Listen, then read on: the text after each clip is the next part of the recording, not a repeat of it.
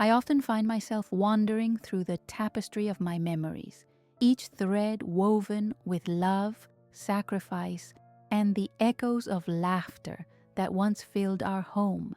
Standing in the kitchen now, the morning light spills through the window, casting a warm glow on my flour-dusted apron, a comforting blanket amidst my swirling thoughts. The smells of yeast rising and spices mingling fill the air, reminiscent of the many meals I lovingly prepared for my family. Each loaf of bread, each pot of stew was infused with the hopes and dreams I held for my son, Tom. From the moment he entered my life, Tom became my world. I was just 20 when I held him for the first time, his tiny hand barely wrapping around my finger. That small grip felt like a promise, a commitment to love, teach, and protect. I spent sleepless nights tending to his cries, my heart swelling with love as I rocked him back to sleep. My existence began to revolve around him. Each day became a new chance to nurture his spirit. I remember how he would run into my arms after school, his golden hair tousled and his cheeks flushed. "Mom! Mom!" he would shout, his eyes dancing with excitement as he shared every detail of his day. I was enchanted by his laughter, his curiosity spilling over like the golden sunlight outside. We forged bonds during those moments, gathered over home-cooked meals around our modest dining table, the air thick with the scent of garlic and herbs. The clinking of silverware was accompanied by laughter, a harmony I cherished. Years passed, but still, I found joy in the simple act of caring for Tom.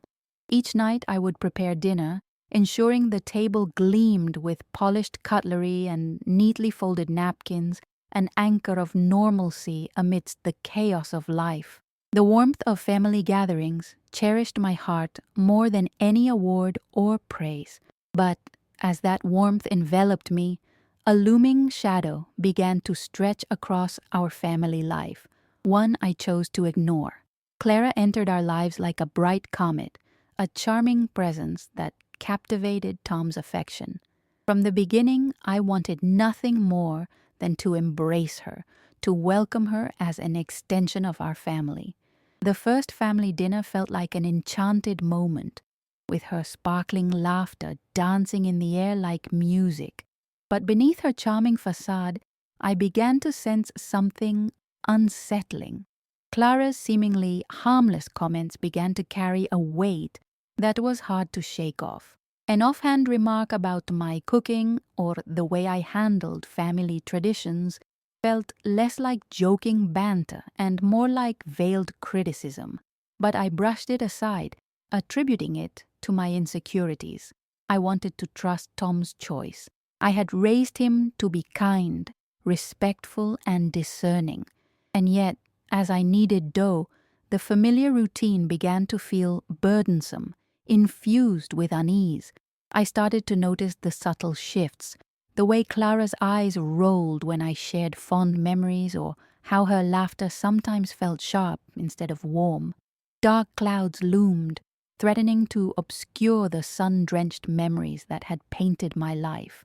Despite the burgeoning tension, I clung to my dreams for us, a family united by love, with an ever-expanding circle that included Clara.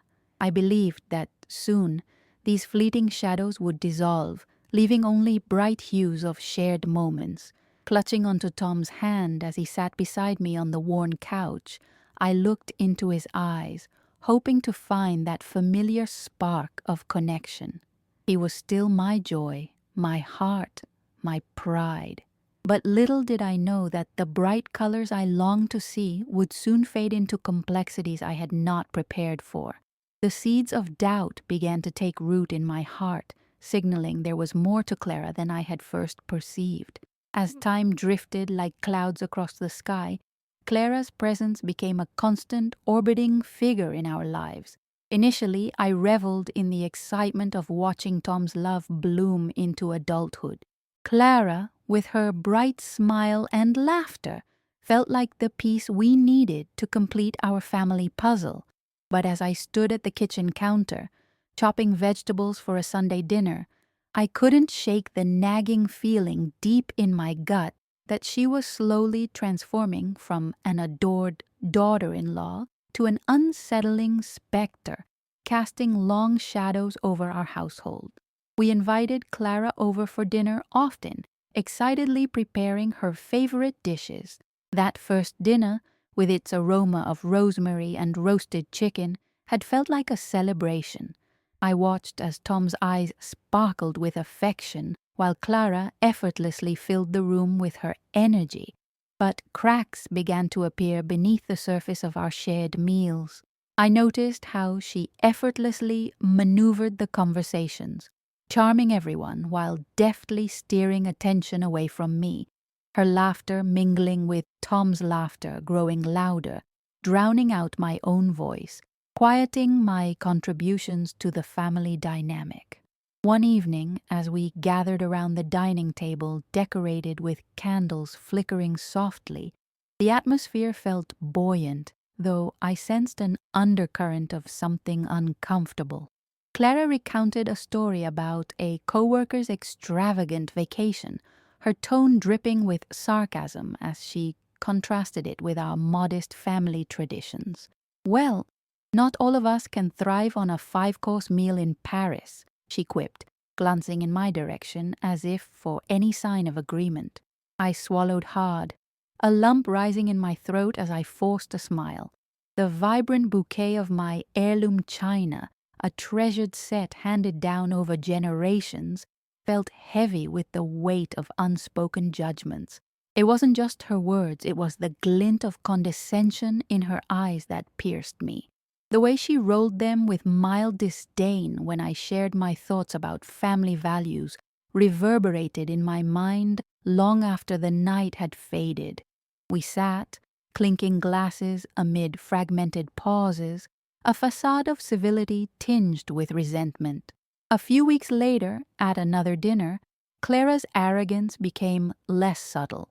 I prepared the family's favorite dish, lasagna, a recipe passed down through generations coated in layers of love. Yet Clara showed indifference as she took a bite. "You know, so much cheese isn't good for you." The words dripped from her lips like bitter syrup, shattering the warmth I tried to bring to our table. My heart sank as I glimpsed Tom's face, too engrossed in Clara's laughter to notice the pain behind my own eyes, the echoes of love in our kitchen muffled by her sneering tone. It was these small humiliations, woven into the fabric of our shared lives, that began to widen the rift in this once close family. When I hesitated to share an idea during family discussions, a voice echoed in my head, Clara's laughter, sharp and mocking. She would smirk.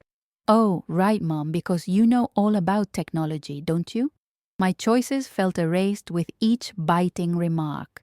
Through gestures, the tides began to turn. When Tom asked for my opinion, I could feel Clara's glare on my back like a scorching sun, and her nonverbal communication was starkly clear. My place had shifted within this family.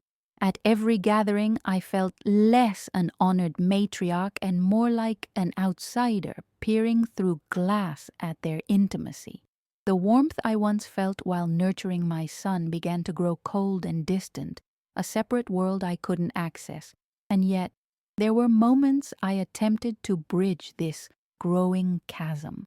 I invited Clara to help me with the garden, hoping the tender blooms springing to life would soften her heart as they had once softened mine.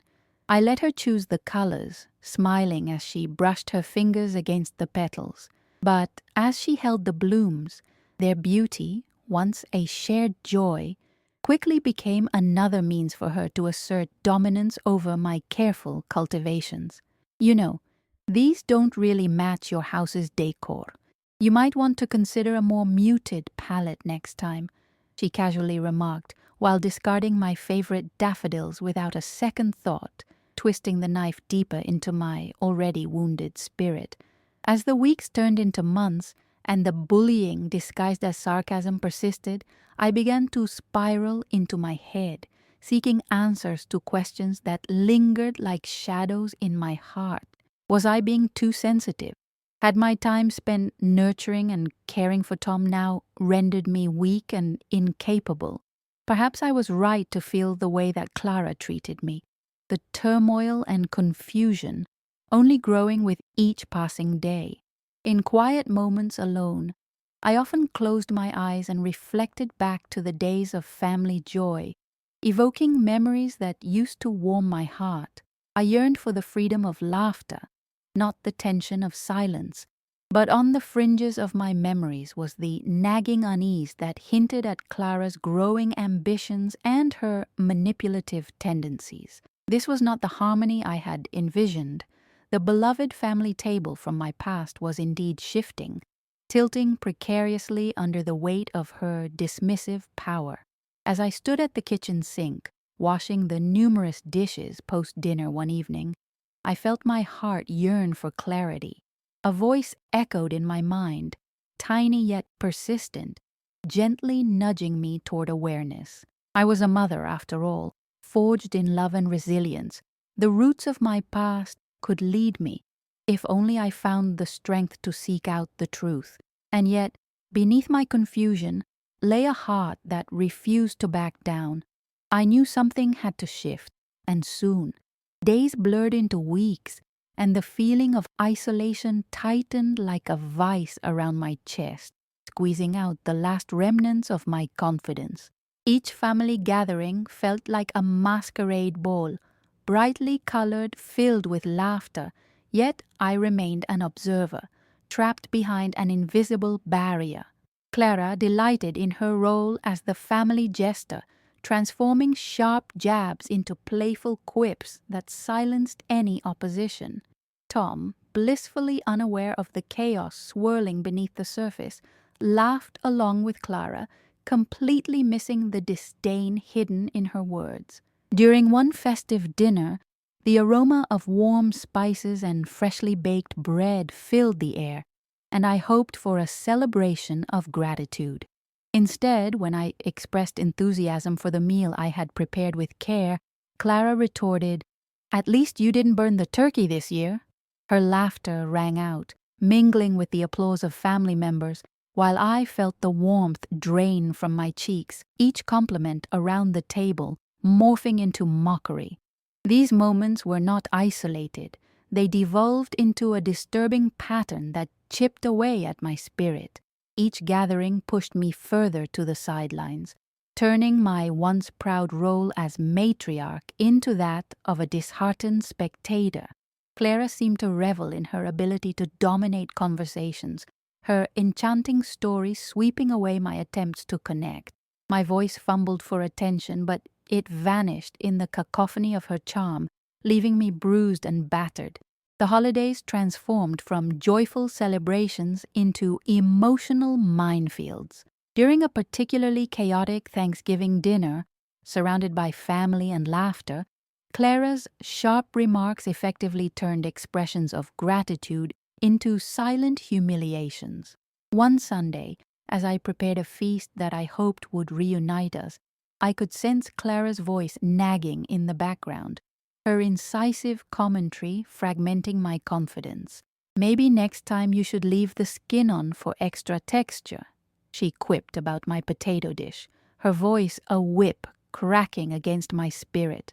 I sought refuge in memories of simpler days, recollecting times when Tom and I would bond over our shared meals. My kitchen had once been filled with love, its warmth a comforting embrace.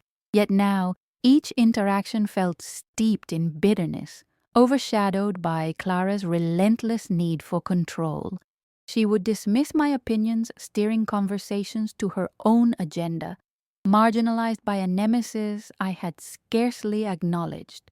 It all came to a head when Clara accused my grandchildren of unruliness after they bickered. "Maybe if you'd taught them better, we wouldn't be in this mess," she declared, her piercing gaze fixed on me. The hurtful words hung in the air, and I could feel Tom shift uncomfortably, providing no defense, no comfort. In that silence, I found myself feeling like a relic of the past, a distant memory in a home that used to reverberate with laughter and camaraderie. Those nights after family gatherings became increasingly painful. I'd sit alone in the dim light of our living room, surrounded by remnants of laughter that felt foreign now. Each dish I washed became a meditation on my choices, reflecting the distance Clara had created between myself and the family I had built. Could I truly allow her to dictate the narrative? The thought made me shiver, igniting sparks of indignation buried in my heart. But within that darkness, a flicker of resolve began to ignite. I might have overlooked Clara's behavior for too long, but I refused to let this cycle of humiliation continue without a fight. I remembered my strength, the love and resilience that had always defined my role as a mother. I understood that I had the power to reclaim my space in this family, to face the obstacles that lay ahead. A shift was coming. I realized the need to retake my rightful place at the heart of our family. No longer could I retreat into silence out of fear. I would transform the weight of embarrassment into a strategic approach to our family dynamics. My love for Tom had not waned, and it wouldn't let me fade into the background any longer. The question loomed: how would I confront this growing divide? How could I reclaim the dignity I had lost? I needed to devise a plan, one that would expose Clara's manipulations while reinforcing my importance in our shared narrative. I spent the quiet hours contemplating my next steps. Introspection breathed life into my spirit as I readied myself to navigate the complexities that lay ahead. There would be inconveniences and obstacles, yet I could no longer remain a ghost haunting my own home. I would stand firm, my heart resolute. I knew the time to act had come. The first step in my plan was to gather evidence, small details that could help me pinpoint Clara's manipulations as they manifested within our family. I needed to observe her carefully, not only to witness her charms, but also to catch her dismissive remarks that had chipped away at my sense of self for far too long. A family dynamic so delicately constructed was now crumbling, and it was time I addressed the weaknesses. One sunny Sunday morning, I arrived early at Tom and Clara's house, carrying a freshly baked blueberry pie, my favorite family recipe. The scent lingered in the air like a warm embrace, a far cry from the icy atmosphere that had become our norm. I watched as Clara fussed in the living room, exchanging pillows on the couch and fluffing up the decorative throws. She was busy crafting an image for the gathering, focusing more on appearances than genuine connection. My resolve tightened as I noted her meticulousness. It struck me. Clara wasn't just preparing a meal. She was presenting a facade, manipulating everyone's perception of her. Behind her carefully curated image lurked a self-serving agenda that I had been too blind to see. I took a moment to remind myself of my strength. My love for Tom was the pillar that would support me through this. With dinner guests beginning to arrive, I switched gears to participate actively in conversations. As I listened closely, I documented Clara's behavior in my mind. Her way of cutting people off, her laughter ringing louder whenever someone shared a profound thought, her dismissal of anyone who dared to challenge her authority. Each time it happened, I experienced that familiar sting, a mix of confusion and anger rising like bile in my throat.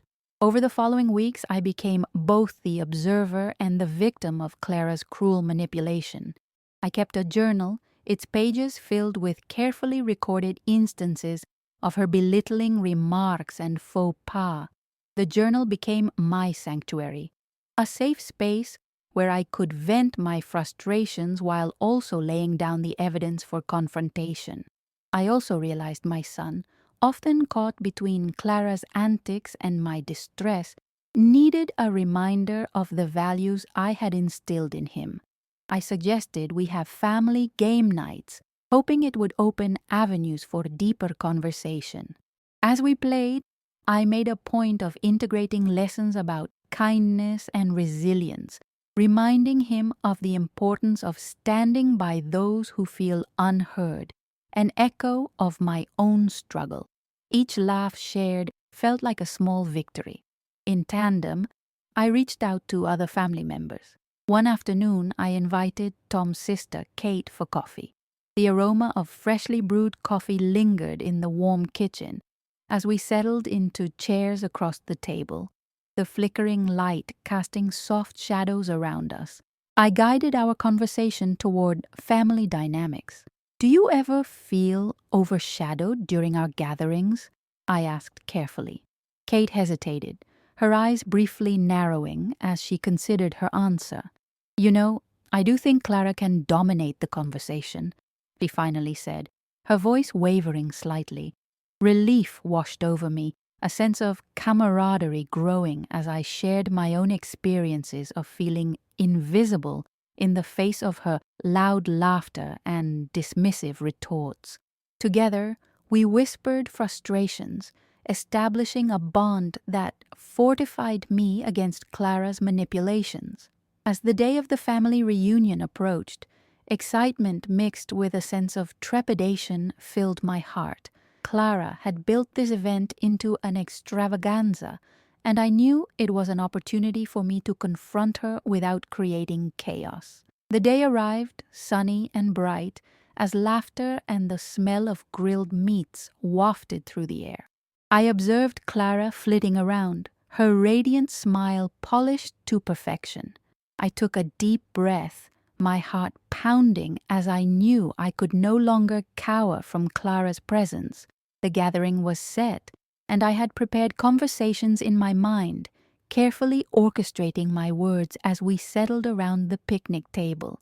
I started by expressing gratitude, sharing how important family meant to me. "We each have unique gifts to offer, and it's vital we all feel seen," I began, my gaze sweeping over the faces of my family.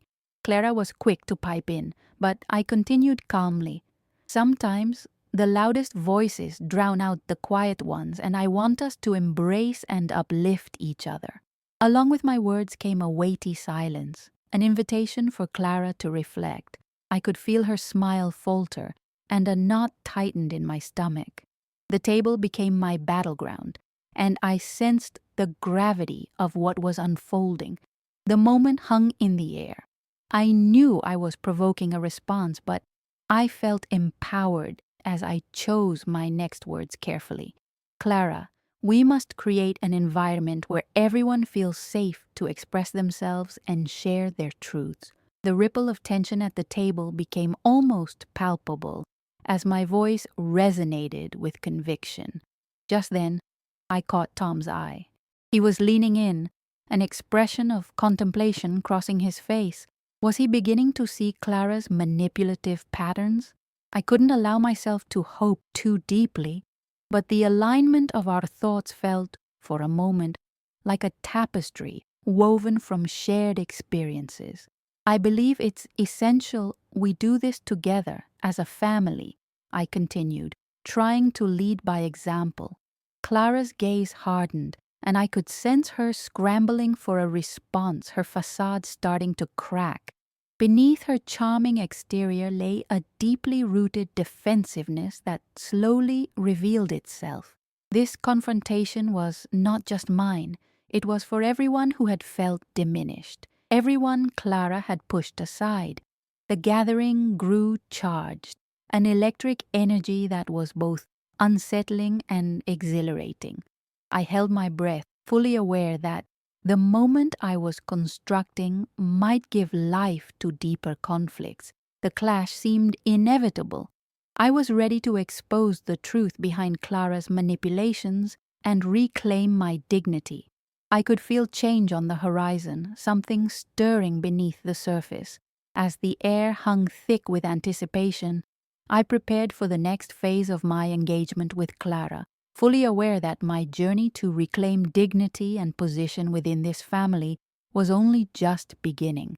The tension at the table was palpable, a thick fog of emotions swirling between us. Clara, usually so poised and in control, now radiated an air of discomfort. As I watched her try to recompose herself, my heart raced.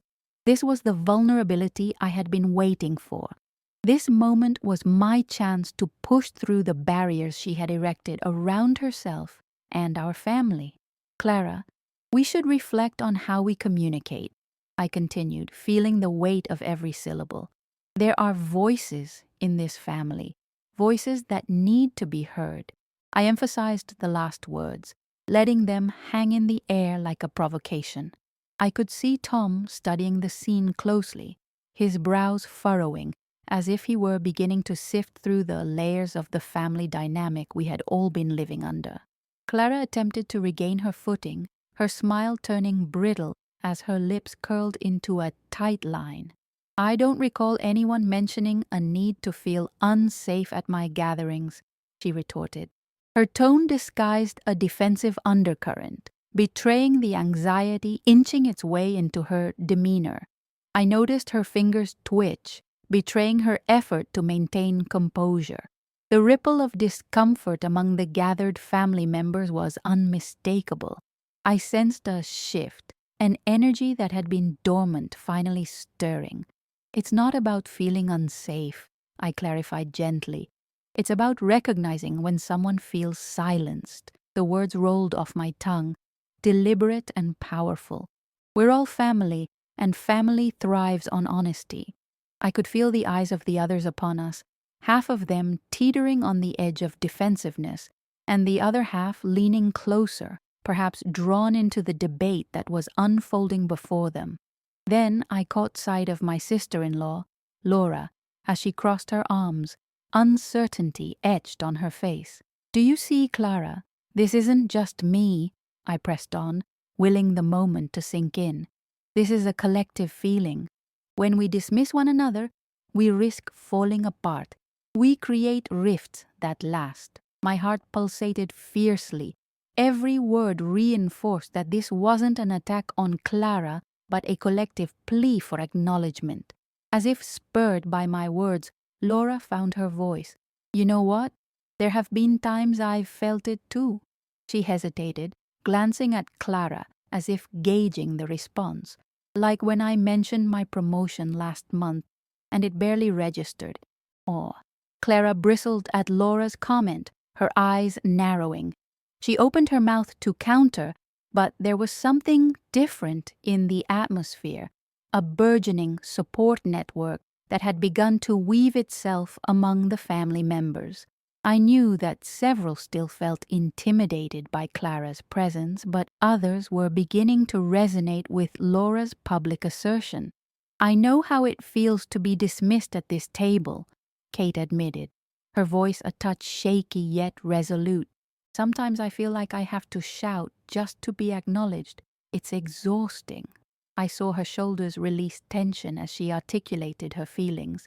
The floodgates opened, and I closely monitored every shift in Clara's demeanor, her defenses increasingly frayed. Clara looked at each of us in turn, her expression oscillating between disbelief and fury. "You're all twisting my intentions," she said sharply, her irritation palpable, but I could see the weight of our collective voices pressing down on her. The very air had shifted. The room suddenly pulsed with a sense of empowerment I had always longed for. "This isn't about twisting intentions. This is about honesty and connection," I countered softly, lifting my chin slightly. "We love each other, but this dynamic isn't sustainable." The faces around the table steadily began to nod, if only slightly at first. I could sense people daring to support my cause, a subtle display of unity gathering momentum like waves crashing against a shore. People speak up, especially for the ones we love, because we want better for all of us, I pressed, watching Clara shrink further into herself. If one of us is hurt, it affects the whole. We have to do better. We owe it to each other. And my voice resonated with clarity, sincerity pouring out of me like a cascade. I was advocating not just for myself, but for the family I loved, the family I desperately didn't want to see torn apart. The silence grew, thick and heavy. For the first time, I could see a vulnerability in Clara's eyes, an acknowledgement of the truth being laid bare before her. Yet I remained cautious. I needed to press forward without forcing her into retreat. "Let's not shy away from hard conversations," I urged. "Let's create space for everyone. You, Clara, are an important part of this family, but that doesn't mean we can't challenge one another. What I'm hoping is that we can establish an understanding moving forward." "Understanding?" Clara repeated, incredulity creeping into her voice. "But I'm the one who brings everyone together. I planned this entire gathering." Her defenses were still alive, a choking smoke emerging from the fire that I had started. "I appreciate everything you organize, Clara. Truly," I replied methodically. "But perhaps your approach has overshadowed some of us. We can't coax hearts with just a show of hands. It has to be genuine." Tom shifted beside me, eyes darting between Clara and the other family members. I noticed a thoughtful frown cross his face. He was present, a sliver of hope glowing within my chest. This was more than my battle. This was a family discussion, gathering momentum, creating a turning point. And then Clara's entire demeanor shifted. She shrugged off the tension infecting the air, her smile returning. Yet it felt disingenuous, like a thin veil covering her true feelings. "Fine," she replied, her tone clipped. "I'll listen, but don't expect me to change overnight." There was an acknowledgement nestled in her words, a promise of sorts, however half-hearted. "I don't want you to change overnight," I said gently, surprised at the steadiness in my voice. "All I want is for us to find a way to communicate openly. I want to be heard, just as I know you do too." The conversation continued to rove, and family members began to share their own stories, finding a voice they hadn't felt comfortable expressing previously. The gathering had transformed into something deeper, something vital. Clara may have been caught off guard, but no longer would anyone allow her to overshadow their emotions and contributions.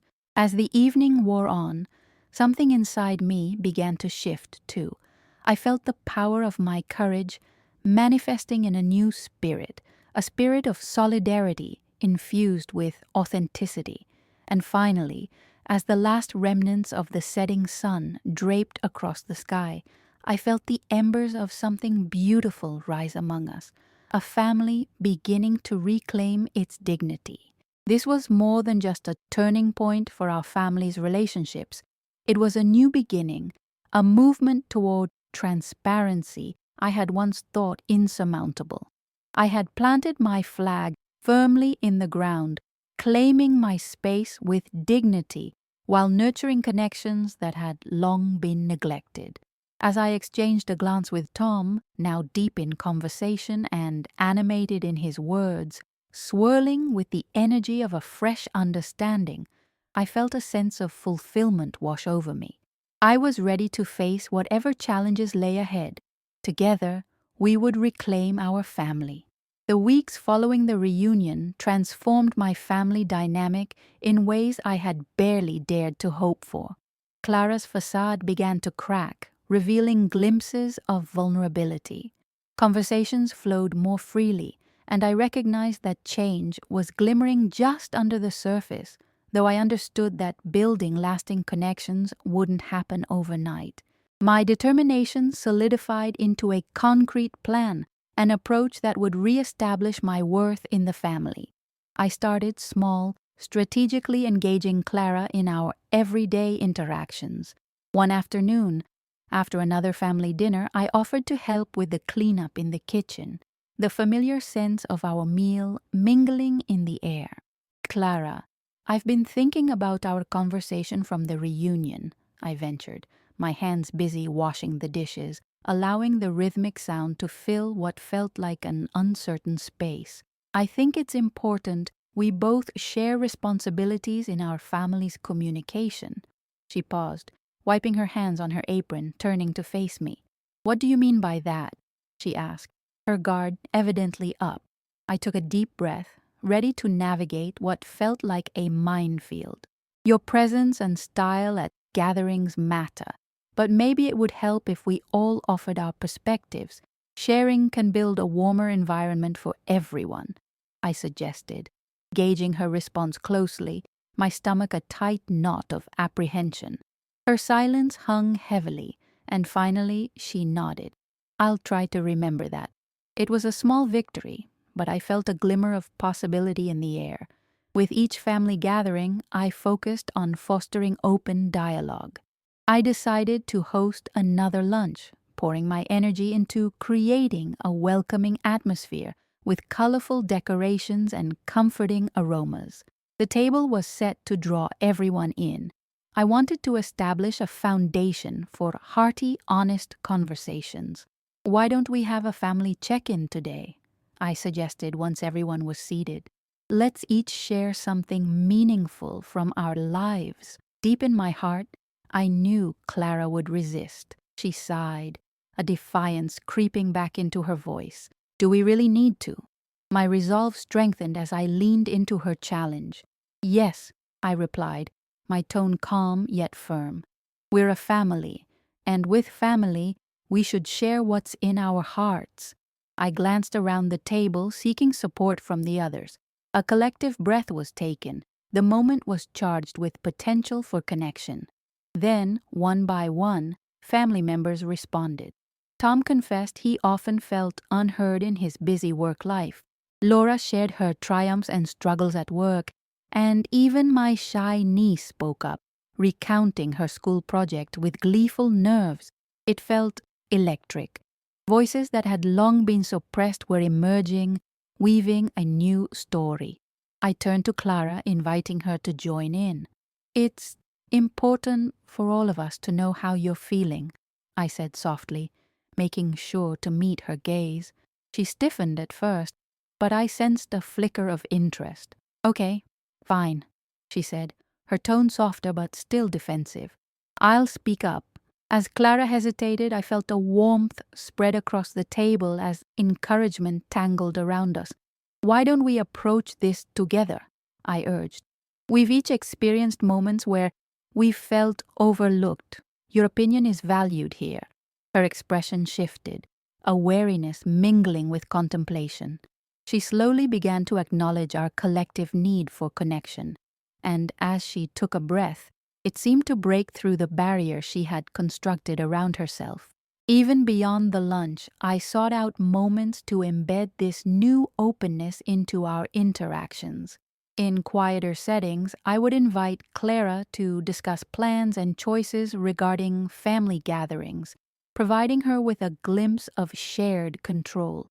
She began to engage hesitantly, and I could feel her curiosity bubbling beneath the surface. One afternoon, while sipping tea together on the porch, the sun casting golden light around us, I broached the idea of planning a family outing. What if we each brought an idea? I suggested. Something everyone might enjoy? Clara considered it, her fingers nervously drumming on her leg.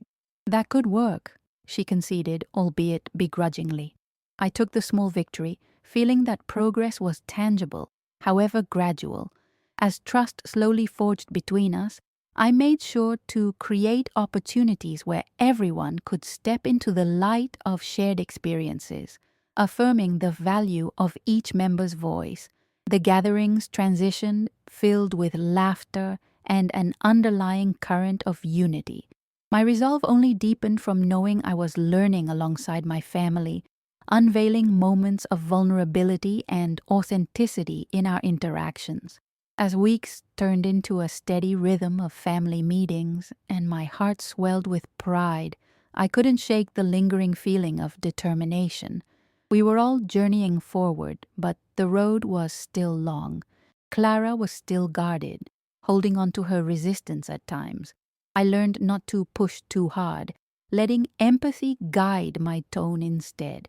I needed to show her that While I was reclaiming my space, I was also honoring the very threads that made us a family: compassion, connection, and the commitment to see each other. When I looked around the table, I was filled with gratitude. We were weaving a new tapestry together, built on unwavering honesty and resilience. The tentacles of Clara's once dominating hold began to recede, though slowly. It felt as if it would now give way to a shared sense of belonging. The time to confront Clara was drawing nearer, but I felt fortified. Allowing space for everyone, especially Clara, to speak their truths would ultimately lead to uncovering deeper connections. The family I cherished was beginning to re-emerge, allowing every voice to breathe. Together we were at the precipice of something transformative. The day of the family outing finally arrived, and my heart raced as I helped prepare for what I hoped would be a pivotal moment in our family dynamic. Clara had chosen the park, and I could feel her energy surging as she organized the picnic, irreverent and proud yet guarded, as if the very act of planning was a power play. As we gathered under the warm sun, laughter erupted all around us.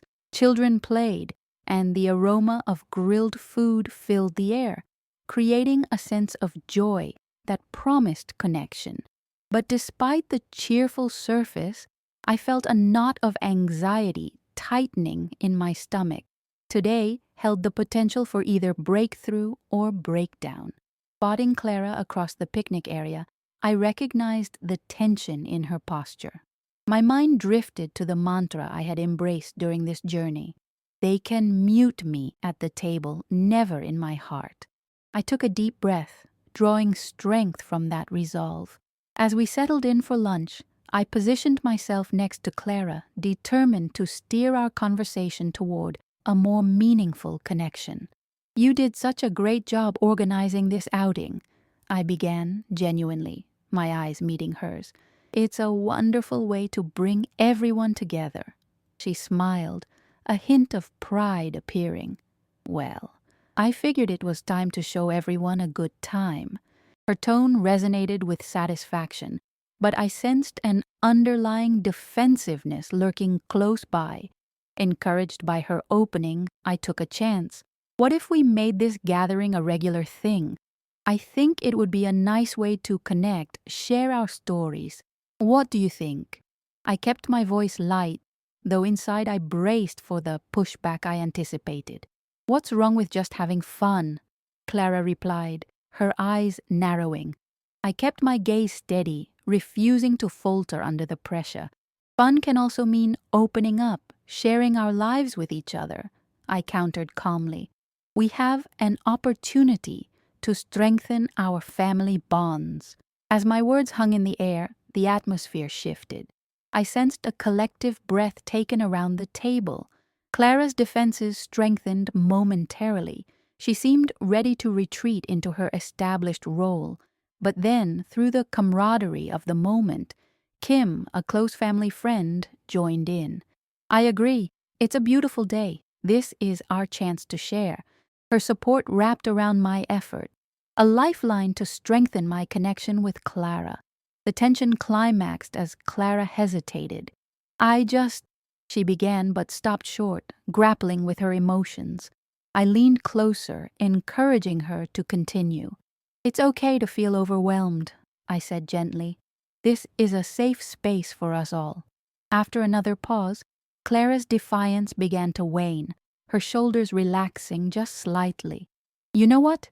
Maybe you're right," she admitted, though the words felt too hesitant for my liking. "I guess it wouldn't hurt to try." There was a vulnerability in her admission that sparked hope in me. As the conversation unfolded, Clara shared bits of her own experiences, her worries, her struggles, creating a bridge between us. The more she opened up, the more the rest of the family began to share too, revealing a tapestry of thoughts and emotions that had lain dormant for years. "I feel lost sometimes," Clara finally conceded, her voice softening in a way that resonated deeply. I thought being strong meant never admitting weaknesses. The air shifted. It was as if a dam had burst open, allowing everyone's stories to flow freely. There was laughter and understanding, sighs of relief as a cohesive force rippled through our gathering. Clara's resistance continued to melt away in the warmth of our collective support. I glanced at Tom, who watched his mother with newfound admiration, his gaze shifting with encouragement. The connection among us pulsed with life, illuminating the vulnerability we had all carried in silence. This was it. This was the transformative moment I had hoped for.